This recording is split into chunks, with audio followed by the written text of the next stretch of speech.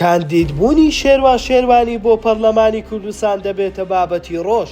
لەم بارەیەوە ڕۆژنامەنووس ئیبراهیم عەباس وتارێکی بەناوی باشترین بژاردە نووسیوە و تایدا دەڵێت کە داوام کرد ڕای خەڵک لەسەر ئەگەری خۆ کاندیدکردنی ڕۆژنامەنووس شێروان شێروانی لە زیندانەوە بۆ پەرلەمانی کوردستان بزانم ڕاجیاییەکان چ بە کۆمنت و چ بە بینینی خەڵک و چ بە تێل و نامە زۆر زیاتر بوون لەو ئازیز و بەڕێزانەی دەنگیان نایە. بەڵام ئەمە هەموو بابەتەکە نییە و بەڕاستی ئەو لە بەردەم بەرپرسیارەتیەکی گەورەدایە.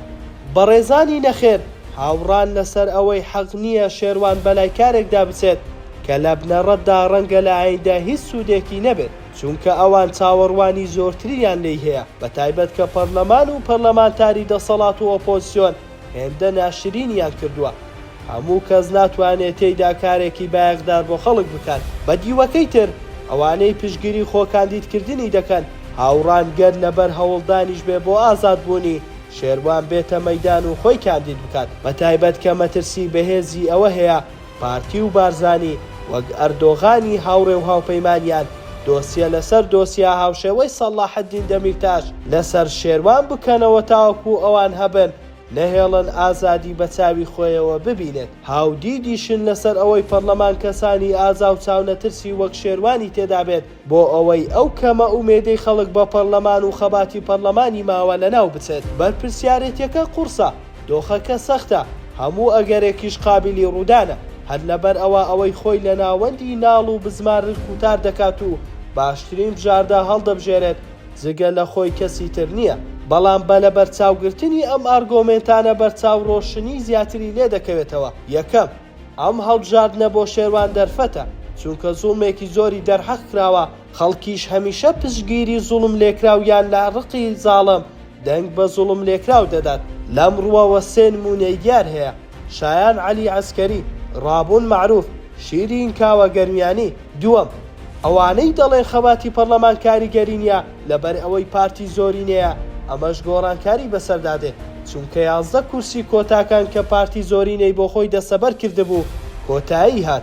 جگەلەوە بە مسۆگەری پارتی کورسیەکانی ئێستای کەم دەکات، چونکە دەرفەتی ساختەکاری کەمتری لە پێشە. پارتی پروپاگەندەی 40 کورسی بۆ خۆی دەکات کە بە دڵنیاییەوە ناگاتە ئەم ڕێژەیەش.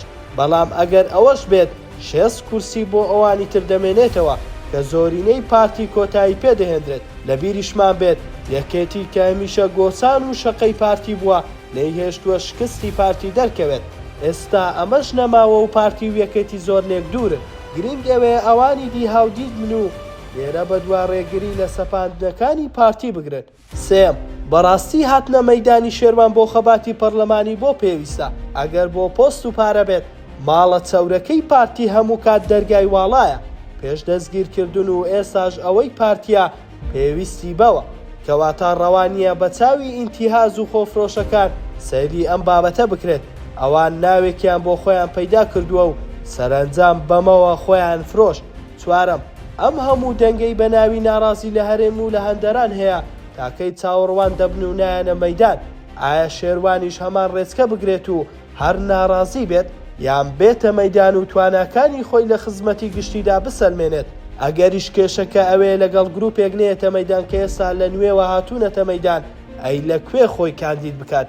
پێنجەم، دروستبوونی بەرەی ناڕازی کە ئەگەری دروستبوونی زۆر لاوازە وەکو ڕێگری بۆ شێروان لێک بدەینەوە، ئایا باشتر نییە هەر یەکە و لاخۆیەوە بێتە مەیدان و دوایی هەڵبژاردن وەفاداری بنوێنن کە ڕازگۆ بن لە خزمەت خەم و داخوازیەکانی خەڵک دابن؟ شەشەم، ئەگەر شێروان کاندید بێت دەنگەکانی سێگۆشەی بەرمۆدەی پارتی زۆرینەیان دەبات، ئەو دەنگانەی ئەوانەی تر بە ئاسانی ناتوانن لە مەسیف سەری ڕەش سۆران بارزان و ناوچەکانی کەی بارزان بە ئاسانی مسۆگەریان بکەن. بەڕاست هاتنە مەیدانی شێروان تاقیکردنەوەی سەیدا عەبدولسەلام سلێمان بارزانی لە ساڵی 2000ەکان دووبارە ناکاتەوە کە خۆی بەتەنها بۆ شارەوانی بارزان کاندید کرد و لە کاندیدەکەی مەسعود بارزانی بردەوە.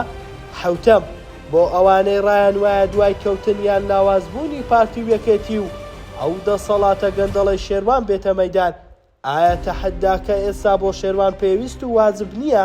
بەڕاست دوای کەوتنی ئەوان هاتنە مەیدانی شێروان پێویست دەبێت؟